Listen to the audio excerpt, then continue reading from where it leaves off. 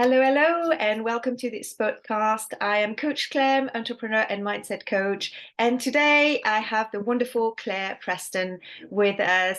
Hello, Claire, how are you? Hi, I'm really good, Clem. Thank you. Really good after a nice long weekend. Pleasure to have you today. It's really great. So I'll just tell you a few things about Claire before she introduces herself more in depth. So she's a consultant, coach, mentor. She's the chair of the Halo Project and head of operations for the Power of Women. And I actually met Claire at an event recently, a Power of Women event, and we just really clicked. And I just thought I need to invite her on this podcast because I think this conversation is going to be very beneficial for everyone to hear. So Claire, so to start us off, what would you like to share about you? Well, thank you first of all, because I'm really glad you did come along to that event and that we've met, and it's great to be here. But in terms of sharing about me, that's a really interesting one because I never know sort of how personal you want me to go. But let me tell you a little bit about my background. I'm a Middlesbrough girl. I say girl, that's really probably not appropriate given the fact I'm now 55. But I was born and bred in Middlesbrough. And then spent quite a bit of time working locally and down in London. Hmm. Whilst down in London, living and working in London, I had my amazing daughter Lula, who is now 16. We moved back up to the northeast just before she was 1, and we've lived up here ever since. Hmm. I'm a single parent, and when Lula was born, I went back to university. I decided that I wanted to study again. Oh, wow. Yeah, so I'd always been involved with education, training, that kind of thing, sort of in various stages of my career. I completed a certificate in education in my early 20s and had embarked on many sort of different management courses, Hmm. which I really enjoyed. But there was something about education that always really, really appealed to me Hmm. and developing people. My father was a teacher, and I'm sure that's no coincidence that I was interested in that kind of thing. And he was an amazing teacher, actually, natural teacher. He went to it quite late in life. But I wanted to be a teacher when I was younger, and he discouraged me from it. I think there were sort of various challenges within the teaching profession at the time, as is often the case and certainly is now. So he discouraged me from that. And that, to be honest, Clem, that left me a little bit stuck. Okay. I didn't really know what I wanted to do after that. Hmm. So I have had a real variety of roles and experiences that, you know what, I wouldn't change for anything. I think I've had so many different jobs in different sectors that have enriched my life and given me the opportunity to develop and use a range of skills, which have brought me to where I am now, which I think is absolutely relevant to the role that I'm currently responsible for within the Power of Women. That's amazing. So in a way, the fact that the teaching route was not the route that you choose for, although it was a little bit scary and unknown, it took you to explore and to discover and maybe to go places you maybe would not have, which is a lot. Absolutely, and I think that's a really important message, isn't it? And certainly a message that comes across as part of our Power of Women campaign. But more broadly than that, yeah, absolutely. Sometimes you do just have to go with the opportunities that are presented to you, and that can lead to incredible things. And it's about keeping going, isn't it? And taking a step forward and seeing where that leads, rather than necessarily being too hung up on what the end destination needs to be. So yeah, I've been incredibly lucky throughout my career to have worked with some fantastic people at very interesting stages of different businesses. And yeah, I feel that because of that, that I have quite a bit to offer, particularly with young people through the Power of Women. Yeah, amazing. And for me, it's just also this very sort of positive message out there saying you can, like think out of the box and education and the idea of impacting people can look, so many different ways. There's not one way of of living the, like, and that might resonate to people listening to us, like feeling they've got a vocation, but maybe it's not quite clear, but they've got this this pull and this drive to do something, but not quite sure what it's going to be. And that's, that's important to think there'll be ways, right? Absolutely, absolutely. And it's really funny you should say that, Clem, because I had a conversation this morning about recruitment. Mm-hmm. And I think it's incredibly important that we look at how we can reduce some of the barriers that exist to people progressing, particularly women and girls. Okay, Yeah. so I was talking about how when we are looking at a job description and a job spec, and we're stipulating experience and qualifications that people need, I think we really need to take a fresh look at that, Yeah. because do we really need those qualifications and experience, or are we actually excluding a vast number of potential applicants who have something really special to give, but have not necessarily been on that path that's given them those qualifications and experience that we're saying are necessary but aren't.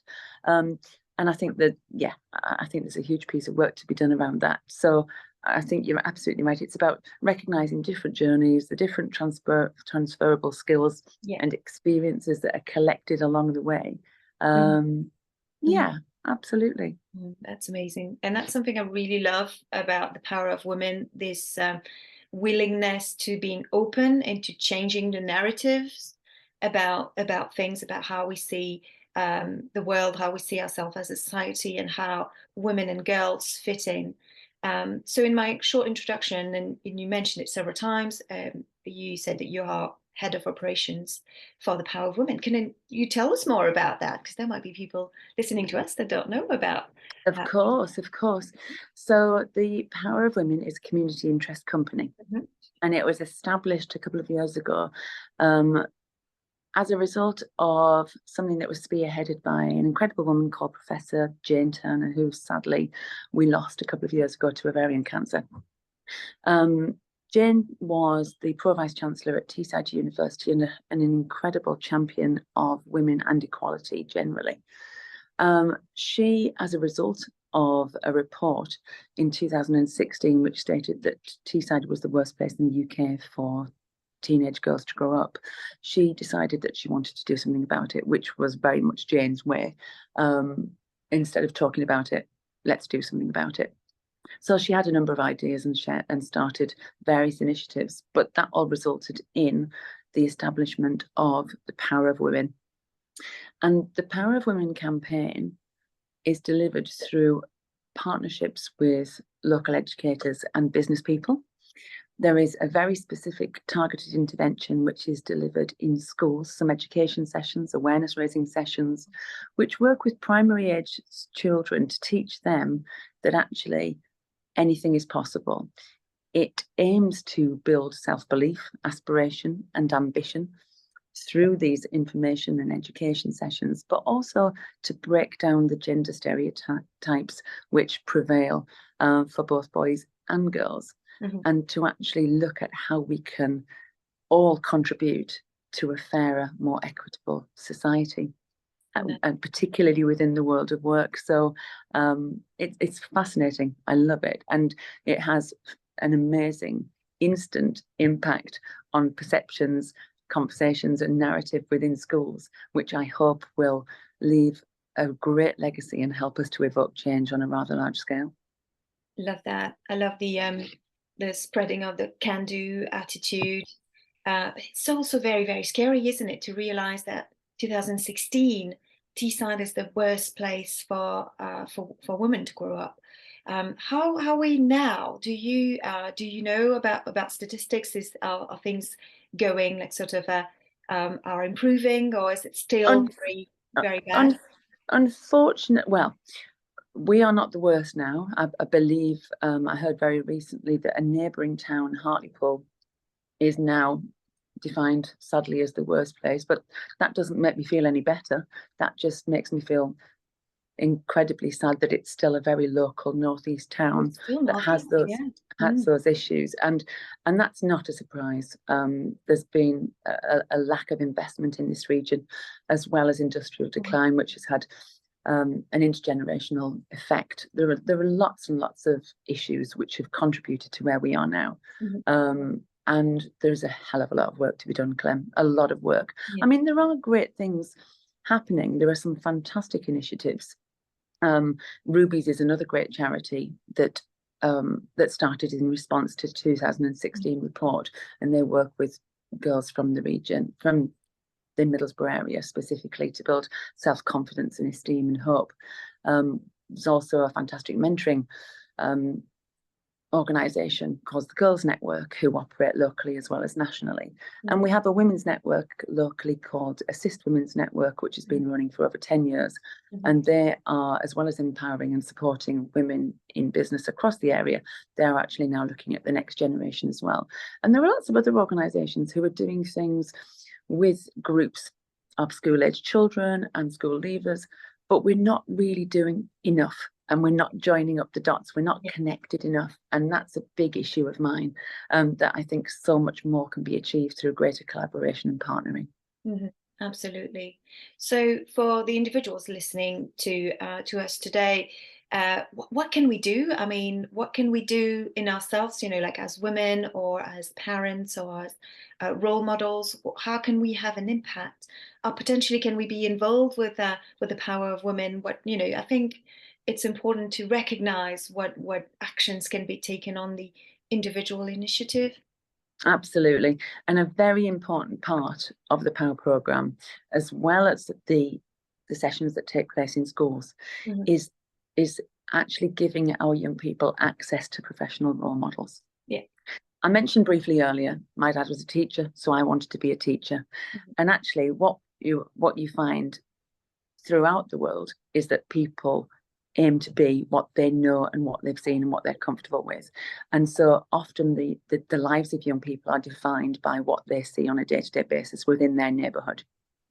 So what's really, really important in terms of raising aspiration and ambition is that our young people see what can be achieved and have access to visible role models who are doing incredible things in different sectors that actually are opportunities for them, although they don't necessarily realise that right now.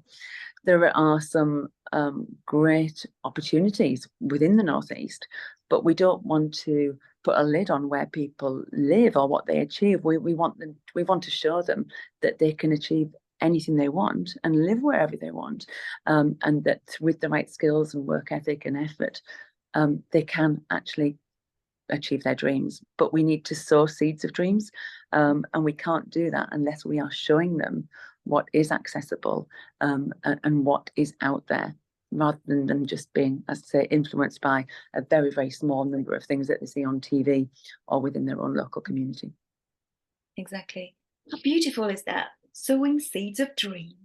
Love Absolutely. That. So in answer to your question, which I didn't answer, the best way that people can get involved is supporting our campaign by actually giving us some time, actually looking at how we can make more people visible to our young people. And there are various ways that can be done. Some businesses are able to support us financially. Some individuals are happy to support us financially on a very small level. And contribute to the campaign, which then enables us to do our core work and to achieve greater impact. But we also need an army of volunteers, of role models, who are willing to engage with us and help us to deliver some of the things that we do in schools and within the workplace, to actually make that idea of a role or a sector or a profession real. We actually need to show them that. We need to actually get people into schools talking about what they do and what their career journey was and what their daily life now entails in their role, as well as getting the children out of school and into different settings, so that they can experience that for themselves and then start to think whether or not that is the kind of thing that they would like to work towards in future. Maybe not. It might help them to rule out things that they previously thought they wanted to do, but we need to show them a much greater range of what is available, and give them that hope and aspiration and show them the opportunities that exist. Yeah, absolutely. Would you say that it's in a way to show them that the word that they're experiencing is not limiting to that? So it's opening up the horizons and showing very concretely, and that's the importance of meeting people in person. And like you said, in work placements, going places, potentially going to a company, so that you see with your own eyes, with your own experience, with your body, and not like from books or on TV. That yes, Absolutely. there's more. Yeah. Absolutely, and there is research to show that a number of meaningful interactions with professional people and professional role models actually has an impact on long-term financial stability and career aspiration and success and achievement. It's staggering, really, Clem, and we need to do more of that. We really, really do. Um, and and I think it's also important to note, for those that aren't aware, that whilst we are POW, which is Power of Women, we do very much work to inspire young boys as well. Yes. And it's so important to us that we bring them along on this journey of gender equity and to actually help to break down gender stereotypes as they perceive them as well. So it's really important that those boys actually see female role models as Yes. well as the girls seeing them, so that they understand that actually, wow, I didn't know that women did that. I didn't know that women could do that. Or it's a really fascinating process when you see the reaction from young people, and we need to do so much more of that. Yes. Hence the impact of going into schools, because of course there are going to be girls as well as boys there.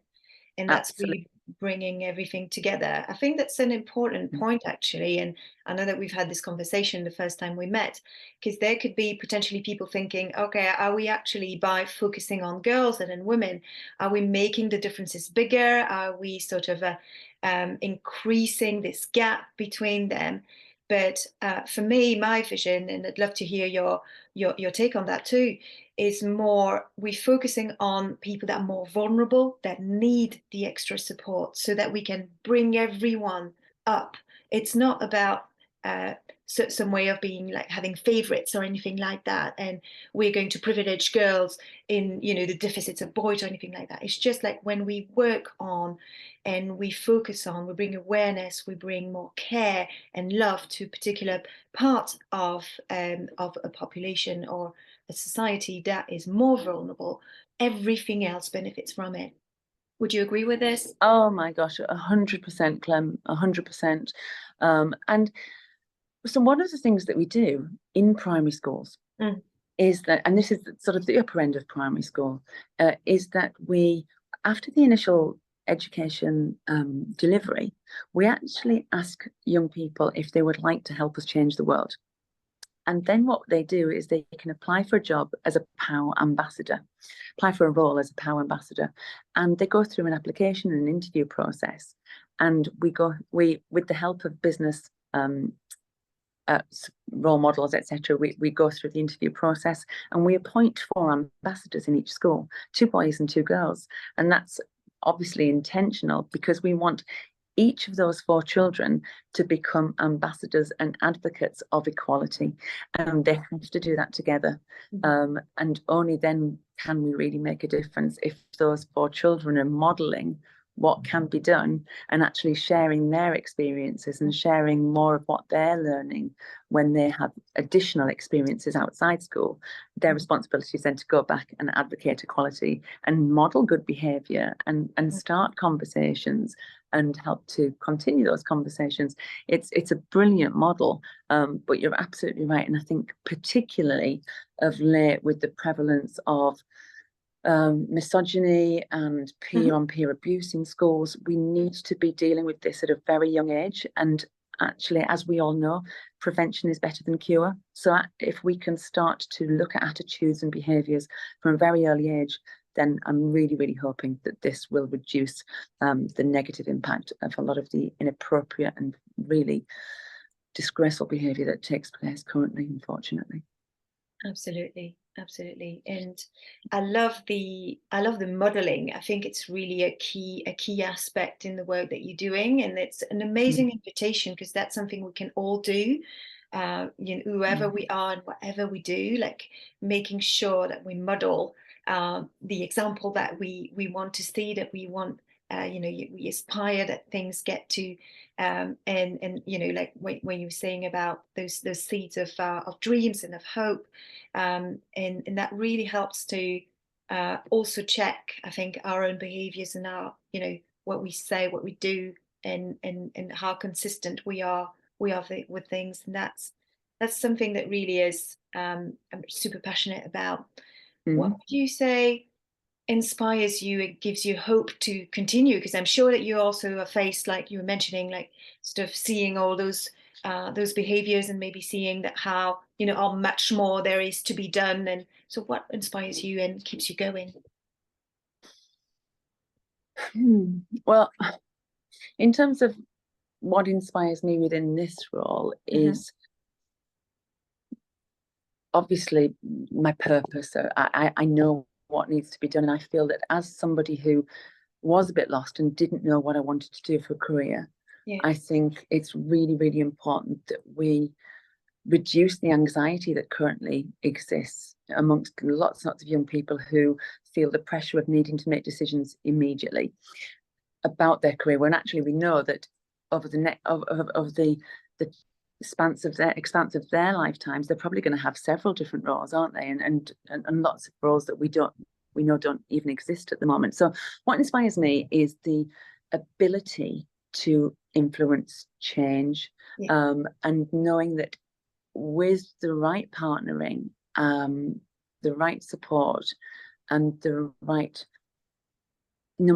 people behind Yeah. this necessary change, that we really can make a difference. So that does inspire me, especially when you start to hear conversations which result from some of our initial sessions in schools, and to hear children in a classroom or in a corridor or in a playground, as it's been reported by teachers following our sessions, to hear them having conversations about inequity and why it's unfair that girls are earning less than boys in a similar job. It's fabulous. And so obviously that is exactly what inspires you, seeing that is starting to sort of seep in, to the consciousness of our young people is amazing. And to think that they will then go back and have those conversations at home, and hopefully develop those attitudes as they grow, and go through school and life. That's absolutely amazing. I love how, I'm seeing. It seems like I'm hearing that the answer to those differences, these anxiety, these difficult experience, is a connection. The answer, that the solution that you're providing, connection to role models, to mentors, to people coming into school, inspiring them, bringing boys and girls together, to become ambassadors for this cause. Um, Mm. it's like a connection on different levels, isn't it? And by bringing people together, then do Mm. we able to overcome, to transcend, and find the solutions. That's really something that comes to me when I'm hearing you. Yeah, I think that's a really good point. And I think as well, you're absolutely right. And I think, as we all know, one of the hardest challenges is fear of the unknown. Yeah. And that definitely causes anxiety. I hear this a lot. I hear this a lot from children and young people of all ages, whether it's to do with whether or not they'll ever be able to afford to buy a house, or Mhm.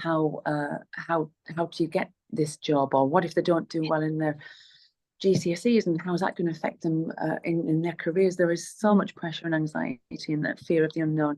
And so you're absolutely spot on in terms of some of those conversations with people in different roles, from different walks of life, will help to reduce that anxiety. Mhm. Not necessarily in a very structured way, but they will, just by being present and by being visible and having those conversations with young people.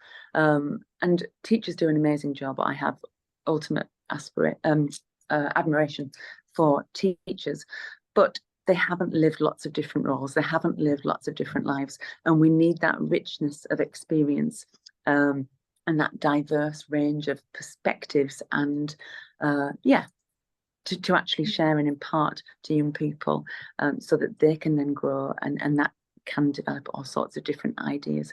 And yeah, we need so much more visibility, definitely, and connectivity, as you said. Mm-hmm. Yeah. Yeah, I love that. I love if you've had that, because there's the unknown could be for a lot of them, and I definitely remember feeling that as well as a teenager, like what subject do I choose? And because it's just this pitch black void, right? Isn't it? And while you're, Absolutely. like you said, bringing this visibility and bringing, like, they could be this, they could be that. You don't know what's, we can't pretend to say, oh, I know the answers for you. And this is what you should be doing, because it's yet to be discovered by the person to explore and for life to just Absolutely. unfold. Absolutely. And those teachers, that their opinions are based on their own Yeah, experiences and correct. their own filter. So yeah, absolutely. The children need to have a richness of input that will improve their outlook and ambition and awareness of what is available to them. Absolutely. Amazing. Great. Oh, this was super, super cool. I would like you to ask you a final question. So if there was one takeaway that you would like these people listening to us to take away from this conversation, what would it be? That's such a good question. I think, oh, does there have to be only one? No, I I mean, obviously, I would say it's about giving more than is necessary. I think people are very busy. People have their own challenges, but I do honestly think that we could all give a bit more. Yeah. I think there is so much that could be achieved from every person just being that little bit more generous in whatever way they can. And that, like I said, for some people that could be money, for some people that could be time, giving an hour a week to go into a school, or an hour a month, whatever that might be. It could also be something that they do in the workplace to actually talk to women about what their aspirations are, and whether or not there are any things, whether there are any situations within the workplace that are actually holding them back, or anything that they could be doing to support that woman to advance in the workplace with their career. I think, yeah, I would just say get involved. Obviously, I'm very much an advocate of partnering and collaboration, and we have some fantastic businesses in the region. We have lots of self-employed people, we have lots of employed people, and depending on their circumstances, they may or may not wish or be able to be involved. But I think if we got just a tiny percentage more involved, we'd have so much more impact on our young people, which can only benefit everybody. And we'll see the communities of the future really benefiting from that. Absolutely. Yeah, that's amazing. I love this invitation. And everyone can do a little bit more at their own level. There's no like shoulds or anything like that. It's just it's a collective effort, isn't it? We can only do that together. I think that's super, super. Absolutely. Absolutely. And some people will say, well, I don't have the opportunity, but you can find a way of doing that. And as I've said, if people would like to know more about POW and how to get involved, then please do get in touch. But there are so many great charities and so many things out there that are all making a difference individually. As I say, in an ideal world, I'd like those to all operate and collaborate more effectively together. But just do what you can. We're not going to change the world overnight, but each little bit will help. Exactly. Thank you so much, Claire. This has been Thank you. Lovely to talk to you. And hopefully see you at another event soon. Of course. Yeah, absolutely. I'll make sure I put all the links and all the resources about the Power of Women, the link to connect with Claire as well, if anyone wants to connect one-to-one with her through LinkedIn. Thank you again so much. Thank you for listening to us today, and see you soon in another episode. Bye. Thanks, Clem. Bye. Thank you.